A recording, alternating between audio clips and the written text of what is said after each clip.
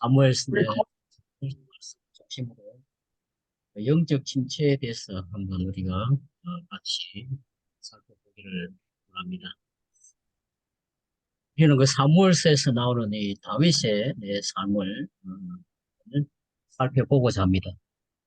다윗이 왕이 되기 전에 그 사울 왕으로부터 많은 핍박을 받은 것은 우리가 잘 알고 있죠. 죽을 고비도 여러 번 넘겼습니다. 그런데 피난 생활 중 여러 번 사울 왕을 죽일 수 있는 그런 기회가 있었습니다. 그럼에도 불구하고 그런 사울 왕이 하나님의 부음 받은 사람이었기 때문에 그 하나님을 경외하는 믿음으로 인해서 사울 왕을 해하지 않았습니다. 즉 악을 선으로 갚았습니다. 하나님의 주권을 인정하고 하나님의 심판을 하나님의 손에 맡김으로써 하나님을 경외하는 마음을 보여준 다윗의 신앙은 정말 우리에게 큰 감동을 줍니다. 그의 삶은 모든 그리스도인이 본받고 따라야 할 좋은 본보기입니다. 그런데 다윗이 항상 이렇게 살았다면 얼마나 참 누구와도 비교할 수 없는 특별한 어떤 그런 사람이 어, 보일 것입니다. 그런데 오늘 말씀을 보면 다윗이 선을 행하다가 낙심한 모습이 나옵니다. 믿음이 약하고 실수를 저지르며 침체를 경험했습니다. 오늘 말씀에서 우리는 다윗의 영적 침체의 원인이 무엇인가 살펴보고자 합니다.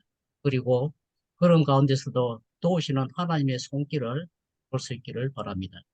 이 시간 우리의 영적 상태를 한번 점검해보고 만약에 또 영적 침체에 빠져 있다면 그 침체에서 벗어나 하나님께서 기뻐하시는 삶을 살 수 있기를 바랍니다. 다윗의 영적 침체의 원인을 오늘 본문을 살펴보면 한 세 가지 정도로 어, 생각해 볼 수가 있겠습니다. 아무튼 그 첫째는 그 선을 행하다가 지쳤기 때문입니다. 그리고 두 번째는 그 하나님의 그동안의 인도하심과 보호하심을 잊어버렸기 때문입니다. 그리고 마지막으로는 자기 생각, 인간적인 생각에 빠져들었기 때문입니다. 첫 번째 지쳐있는 다윗의 모습을 한번 보겠습니다. 다윗은 사울의 목숨을 두 번이나 살려줬는데 한 번은 엥가리 동굴에서 또 한 번은 사울의 진영에서였습니다. 다윗의 이러한 선한 행위에 감동한 사울은 어떻게 반응을 했습니까? 사무엘상 24장 16절부터 쭉 보면 이 사울 왕이 이렇게 말합니다. 내 아들아 이럽니다. 내 아들 다윗아 이것이 내 목소리냐? 또 소리를 높이 울며 다윗에게 이르되 나는 너를 학대하되 너는 나를 선대하니 너는 나보다 어렵도다. 내가 나 선대한 것을 오늘 나타냈나니 여호와께서 나를 내 손에 넘기셨으나 내가 나를 죽이지 아니하였도다. 사람이 그의 원수를 만나면 그를 평안하게 가게 하겠느냐? 내가 오늘 내게 행한 일로 말미암아 여호와께서 내게 선으로 갚아 주시기를 원하노라. 보라 나는 내가 반드시 왕이 될 것을 알고 이스라엘 나라가 내 손에 견고히 설 것을 아노니 그런즉 너는 내 후손을 끊지 아니하며 내 아버지 집에서 내 이름을 멸하지 아니할 것을 이제 여호와 이름으로 내게 맹세하라고 이렇게 했습니다. 이에 다윗이 사울에게 맹세를 하니 사울은 집으로 돌아가고 다윗과 그의 사람들은 다시 요새로 올라갔습니다. 이 사울의 이 말을 들어보면 회개하고 더 이상 다윗을 핍박하지 않을 것처럼 들립니다. 그러나 다윗은 사울의 회개가 진실하지 않다는 것을 알았고 다시 그를 추격할 것이라는 것을 알았습니다. 마음속으로 언젠가는 사울의 손에 죽임을 당할 것이라는 결론에 도달했습니다. 그래서 그 1절에 보면 다윗이 마음에 이르되 마침내 내가 언젠가는 사울의 손에 죽임을 당하리니 그러므로 내가 블레셋 땅으로 도망하여 사울이 나를 보지 않게 하고 온 이스라엘 땅에서 다시는 나를 찾지 못하게 하여 그의 손에서 벗어나게 하는 것보다 내게 더 좋은 것이 없으리로다고 말했습니다. 다윗의 이 말은 지금까지 그가 여러 차례 드러내었던 그런 정말 믿음의 말과는 크게 차이가 있습니다. 실제로 다윗의 도망자의 생활은 너무나 힘들었습니다. 그는 가는 곳, 그럼에도 불구하고 그는 가는 곳마다 선을 행한 것을 봅니다. 열악한 환경 가운데서도 항상 목자의 마음을 가지고 있었기 때문에 고통받고 마음이 상한 많은 사람들이 그를 찾아와서 아둘람 동굴에서 죄를 이루었습니다. 그리고 그가 유다 땅에 나발의 양떼 근처에 갈 때는 다윗의 부하들이 나발의 양떼들을 지켜주었습니다. 또 블레셋이 게일라를 침공했을 때 다윗과 그의 400명의 부하들은 목숨을 걸고 그 성 주민을 구해주었습니다. 그러나 이 모든 사건들 중에서도 가장 놀라운 것은 사울의 목숨을 살려준 것이었습니다. 그렇다면 사울은 선행에 대한 대가로 다윗은 그 선행에 대한 대가로 어떤 보상을 받았습니까? 그렇지 않죠. 오히려 그에게 은혜를 입은 사람들이 악으로 갚음으로써 그를 배신한 것을 봅니다. 이런 상황에서는 누구든지 선을 행하다가 지치기 쉽습니다. 다윗도 아마 그렇게 되었던 것 같습니다. 다윗의 이러한 경험은 우리 신자들의 삶에서도 누구에게나 일어날 수가 있습니다. 하나님의 영광을 위해 믿음의 결단을 내린 사람들은 감사와 기쁨으로 생활을 출발하게 됩니다. 그러나 시간이 지나면서 그리스도인의 삶이 항상 순풍에 돛단 것 같은 그런 삶이 아니라는 걸 깨닫게 되고 또 폭풍우를 만나고 또 그 폭풍우를 거쳐 나가야 하는 것을 깨닫게 됩니다. 우리 한국 속담에도 호사다마라는 속담이 있는 것처럼 천국을 향한 여정을 시작한 그리스도인들도 이 세상을 통과하면서 여러 가지 문제, 질병이라든가 실직이라든가 가정 문제라든가 재정 문제라든가 많은 어려움을 겪게 됩니다. 이럴 때 정말 낙심하기가 쉽습니다. 천국을 향해 걸어가는 한 그리스도인에게 일어나는 일들을 다룬 우리 그 유명한 소설 존 번연의 철로 역정을 보면 아마 여러분도 다 읽어보셨겠죠. 여행을 시작할 때, 이 크리스찬이 여행을 시작할 때 낙심이라는 사람과 동행하게 되는데, 그 사람은 결국 절망의 늪에 빠져서 많은 고통을 겪은 후에 집으로 그냥 돌아가고 있다. 그리스도인이 할 수 있는 모든 선행 중에서도 한 영혼이 예수님의 좋은 제자가 될 때까지 돌보는 것이 가장 좋은 일이라고 그것은 예수님의 여지가 없을 것입니다. 그리스도 예수 안에서 하나님의 용서하시는 사랑을 경험한 모든 크리스찬들은 기본적으로 목자의 사랑을 가지고 있기 때문에 그 사랑으로 잃어버린 영혼들을 찾아 돕게 됩니다. 그런데 얼마간은 도울 수 있지만 끝까지 돕고 사랑한다는 것은 쉬운 일이 아닙니다. 특히 어떤 새 신자들은 목자의 선행을 이용만 하기 때문에 또 돕다가 지치고 낙심하기가 쉽습니다. 더욱 힘든 것은 그들이 또 선을 악으로 갚는 그런 사람들을 만날 때입니다.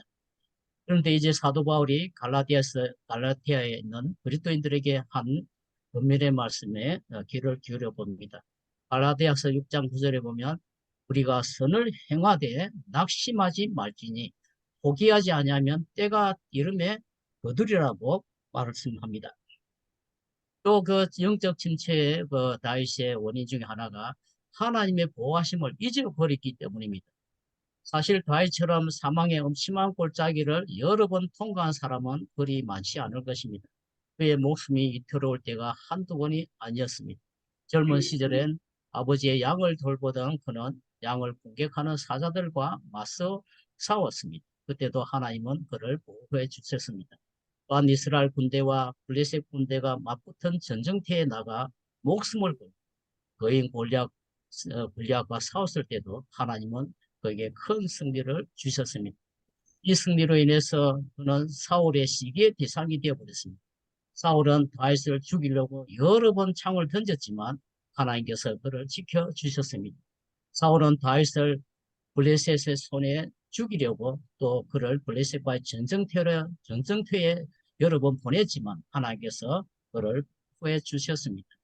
다윗은 사울의 면전에서 도망쳐서 블레셋 땅으로 피난처를 찾으러 갔습니다. 그러나 블레셋 왕 아기스의 신하들이 그를 알아보고는 의심의 눈으로 바라보았기 때문에 다윗은 마치 미친 사람처럼 행동했습니다. 다윗 하나님의 도우심으로 그는 또 이때도 블레셋의 손에서 벗어날 수가 있었습니다. 다윗이 광야에 있는 동안 사울이 그를 죽이려고 노하지만 하나님은 다시 한번 놀라운 방법으로 그를 구해 주셨습니다. 마음 광야에서 다윗과 그의 부하들은 사울의 군사들에게 포위되어서 거의 붙잡힐 뻔했습니다. 하지만 하나님께서는 블레셋이 이스라엘 영토를 침공하게 하셨고 사울은 이 블레셋을 상대하기 위해서 다윗을 쫓는 것을 단념해야 했습니다. 이 일 외에도 하나님께서는 다윗의 조력자로서 많은 충성스러운 사람들을 보내주셔서 그를 돕게 했습니다. 특히 선지자 가압과 제사장 아비아달은 그의 훌륭한 영적 조언자 역할을 했습니다. 그는 어려운 상황에 처할 때마다 여호와께 기도하며 도움을 받았던 것입니다. 이 모든 것은 하나님이 그와 함께 하시고 그를 보호하셨다는 분명한 증거가 됩니다. 다윗의 삶에서 주목할 만한 것은 항상 하나님의 보호와 인도하심이 있었던 것입니다. 영적으로 건강했기 때문에 역경 속에서도 그는 그의 마음에서 하나님을 향한 노래와 찬양이 흘러나왔던 것입니다. 우리가 항상 좋아하는 시편 23편 같은 그는 여호와는 나의 선한 목자라는 자라 내게 부족함이 없다 고백을 하는 것을 볼 수가 있습니다. 그러나 이 시점에서는 오늘 본문에 보면 그는 하나님의 동행하심을 잊고 있습니다. 그의 생각과 말에서 우리는 그가 자기의 삶에서 하나님의 은혜로운 인도하심과 보호하심을 기억하고 있다는 어떤 증거도 찾아볼 수가 없습니다. 오히려 그의 마음속으로는 마침내 나는 언젠가 사울 손에 죽임을 당하리라고 말합니다. 이 얼마나 부정적이고 어두운 말입니까? 그는 하나님을 잊어버림으로써 무명론적인 생각에 빠져버렸습니다. 여기서 우리는 일상생활에서 하나님의 은혜로우신 인도하심과 그 보호하심을 기억하는 것이 얼마나 중요한가를 깨닫게 됩니다. 우리가 지금 이 자리에 있는 것 자체가 하나님께서 우리와 함께 하시고 삶의 모든 역경과 위험으로부터 우리를 보호하셨다는 좋은 증거가 됩니다. 사실 세상에서의 삶은 위험한 길을 걷는 것과 같습니다. 도처에 위험이 도사리고 있습니다. 하지만 하나님은 우리를 보호하십니다. 우리 각자가 자신의 삶을 되돌아보면 하나님께서 항상 함께 하시고 도와주셨다는 말 외에는 어떤 말을 할 수가 있겠습니까?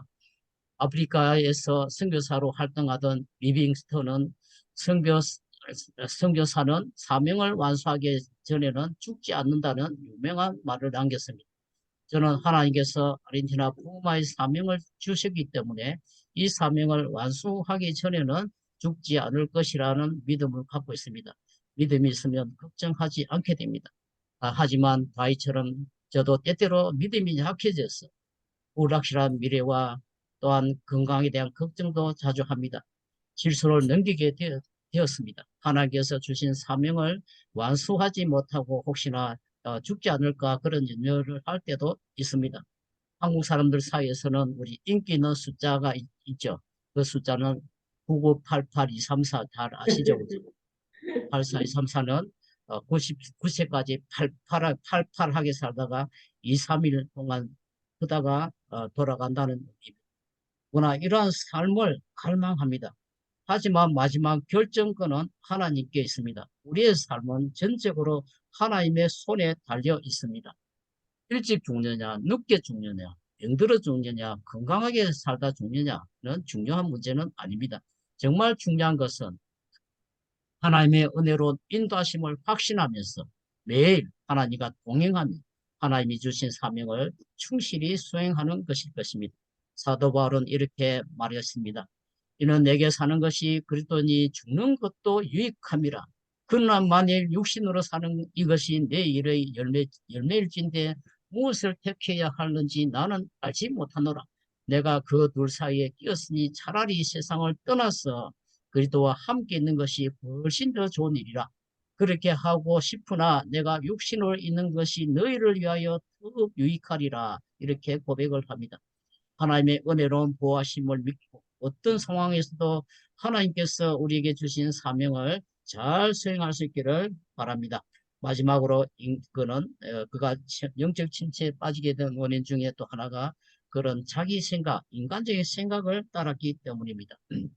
1절을 다시 보면 다윗이 범함에 생각하기를 내가 후일에 사울의 손에 붙잡히리니 블레셋 사람들의 땅으로 피하여 들어가는 것이 좋으리라. 사울이 이스라엘 온 영토 내에서 다시 나를 찾다가 단념하리니 내가 그의 손에서 벗어나리라 하는 그런 합리적인 생각을 했습니다. 그러나 그것은 그의 불신에 기초한 인간적인 생각에 불과했습니다. 하나님의 도우심과 인도하심을 구하는 데는 관심이 없었습니다. 그의 생각에 급격한 변화가 있음을 봅니다. 전에는 게일라 주민들을 구하기 위해서 블레셋을 공격할 때도 기도로 여호와와 몇 번이고 상의하고 했습니다. 그러나 이제 블레셋의 아기스 왕에게 갈 때도 그가 기도로 하나님과 상의했다는 어떤 말도 없습니다. 오히려 그의 마음에는 인간적이고 부정적인 생각만 가득했습니다. 그 후에 그에게 일어난 일들은 자기 생각대로 잘 되어가는 것 같이 보였습니다. 그는 블레셋 땅으로 도망가면 사울이 더 이상 자신을 찾지 않을 것이라 생각했는데 그렇게 되었습니다. 사울은 다윗이 블레셋 땅으로 도망쳤다는 소식을 듣고 더 이상 그를 찾지 않았던 것입니다. 더구나 그가 아기스에게 한 성읍을 구하여 바라건대 내가 당신께 은혜를 입었다면 지방 성읍 가운데 한 곳을 내게 주어 내가 살게 하소서. 당신의 종이 어찌 당신과 함께 왕도에 살리까 하고 이렇게 했습니다. 아기스는 그날로 그에게 시글락성을 주었습니다. 일시적으로 볼 때 모든 것이 잘 돼가는 것처럼 보입니다. 그러나 그 결과는 그렇지 못했습니다. 사실 블레셋 왕 아기스에게 피신함으로써 그는 하나님의 백성으로서의 정체성을 잃어버렸습니다. 게다가 그는 이스라엘 왕이 될 하나님의 기름 부음 받은 자였습니다. 그러나 그 순간 그는 이방인의 왕인 아기스 앞에서 자신을 낮추고 도움을 청하고 있습니다. 다윗은 스스로를 하나님의 종이 아니라 아기스의 종으로 여겼으니 얼마나 굴욕적이고 부끄러운 행동입니까? 어쩌면 다윗의 이런 행동은 정체성을 잃고 거인 앞에 메뚜기처럼 살아가는 오늘날 그리스도인의 삶을 반영하고 있는지도 모르겠습니다. 권력자 앞에서 비굴하고 돈의 힘에 굴복하고 동료들이 자기를 왕따시킬까 봐 그리스도의 신분을 떳떳이 밝히지 못하는 경우가 있습니다. 자기 이익을 추구하기 위해 세상적인 가치 척도에 따라 쉽게 순응합니다. 그럼 그리스도인의 정체성은 정말 무엇입니까? 베드로전서 2장 9절 말씀을 보면 오직 너희는 택하신 족속이고 왕 같은 제사장들이요 거룩한 나라요 그의 소유된 백성이니 이는 너희를 어두운 데서 불러내어 그의 귀한 빛에 들어가게 하시니 아름다운 덕을 선포하게 하려 하심이라. 사도 바울도 나는 복음을 부끄러워하지 아니한다고 합니다. 왜냐하면 복음은 모든 믿는 자에게 구원을 주시는 하나님의 능력이 되기 때문입니다. 먼저는 유대인이요 그리고 헬라인에게다고 말합니다. 복음에는 하나님의 의가 나타나서 믿음에 이르게 하나니 기록된 바 오직 의인은 믿음으로 말미암아 살리라 함과 같다는 이 말씀을 확신하고 붙들고 있음을 봅니다. 한편 다윗이 인간적인 생각을 따랐을 때 그는 이중적인 삶을 살 수밖에 없었습니다. 아주 위선적인 삶을 살아갑니다. 마치 자신이 아기스에 충성된 신하인 것처럼 행동합니다. 사울과 이스라엘 백성들의 적인처럼 처신했지만 마음은 정말 그렇지 않았습니다. 얼마나 마음고생이 컸겠습니까? 아기스가 다윗에게 이스라엘 백성과 싸우는 전쟁에 동참하라고 했을 때 그의 가식은 막다른 골목으로 몰고 갔습니다. 이럴 경우 우리는 어떤 교훈을 얻을 수가 있습니까? 잠언에 보면 어떤 길은 사람이 보기에 바르나 필경은 사망의 길이라고 말합니다. 다윗의 삶에서 바로 이런 일이 일어났습니다. 하나님과 상의하지 않고 자신의 인간적인 생각만을 따라서 블레셋 땅에 들어갔을 때 그는 자신도 모르게 사망의 길로 들어가고 있었습니다. 하나님께서 이 문제에 개입하지 않으셨다면 다윗은 아마 블레셋 땅에서 죽었을 것입니다. 우리의 이를 볼 때 우리의 생각이 얼마나 중요한지 모르겠습니다. 우리의 운명, 삶과 죽음은 우리가 정말 어떻게 생각하느냐에 달려 있습니다. 로마서 8장 5절 6절을 보면 육신에 속한 자는 육신의 일을, 영에 속한 자는 영의 일을 생각한다 했습니다. 육신의 생각은 사망이며 영의 생각은 생명과 평안이니라. 많은 경우에 우리는 인간적인 생각을 따라 서두르다가 하나님보다 앞서감으로써 많은 잘못을 저지르곤 합니다. 이런 일은 매일 구체적으로 일어날 수 있는 일입니다. 하루를 기도와 하나님의 말씀 묵상으로 시작하는 것이 습관화되어 있지가 않을 때가 많습니다. 삶의 우선순위를 설정하지 않고 살기가 쉽습니다. 그 결과로 세상적인 생각이 우리의 마음을 지배하게 됩니다. 마태복음 6장 34절 우리가 33절 항상 잘 아는 말씀입니다. 너희는 먼저 그의 나라와 그 의를 구하라. 그리하면 이 모든 것을 너희에게 더하시리라고 주님께서 약속하십니다. 그러나 실생활에서 이 말씀을 따라 실천하기란 그렇게 쉽지는 않습니다. 영적 침체는 우연히 오는 것이 아니라 우리가 하나님의 말씀을 제쳐두고 인간적인 생각을 따르고 육신적인 삶을 살기 때문에 생기는 결과인 것입니다. 결론적으로 우리 모두는 하나님의 은혜로 또 예수 안에서 구원을 받았습니다. 그럼에도 불구하고 어떻게 보면 미성숙하여 때로는 선을 행하다가 지치기를 잘합니다. 역경 속에서 하나님의 은혜로운 인도하심과 보호하심을 잊어버리고 인간적인 생각이 우리를 지배하도록 내버려 두기가 쉽습니다. 그러나 다윗이 실수를 저지르고 막들한 골목에 처했을 때에도 하나님께서는 그에게 자비를 베푸시고 탈출구를 보여주셨던 것처럼 하나님께서는 우리에게도 이렇게 자비를 날마다 베풀어 주심을 감사드립니다. 하나님께서 우리에게 생명의 말씀을 주시고 성령으로 충만케 하시며 강하게 하시고 영적 침체에서 벗어나게 도와주십니다. 하나님께서 택하신 자녀들을 결코 버리지 아니하시고 광야의 삶을 통해서 연단하시며 하나님의 형상을 새겨가시는 우리 하나님 아버지께 감사를 드립니다. 기도하겠습니다. 하나님 아버지 감사합니다. 귀한 말씀을 통해서 다윗의 침체, 영적 침체의 원인들을 살펴보았습니다. 우리도 이 세상을 살아가면서 다윗처럼 정말 믿음으로 살고자 소원하지만 때때로 영적 침체를 겪을 때가 많지만 공연이 많으신 하나님께서 우리를 이날까지 도와주시고 함께 하시고 인도하신 것 감사드립니다. 이 시간 주님께서 우리 아르게스 처치 성도님 한 분 한 분이 함께 하시고 항상 영적 강건한 가운데 주님께 주님을 기쁘시 하는 귀한 믿음의 사람들로 축복하여 주시옵소서. 감사드리며 예수 그리스도 이름으로 기도합니다. 아멘. 네.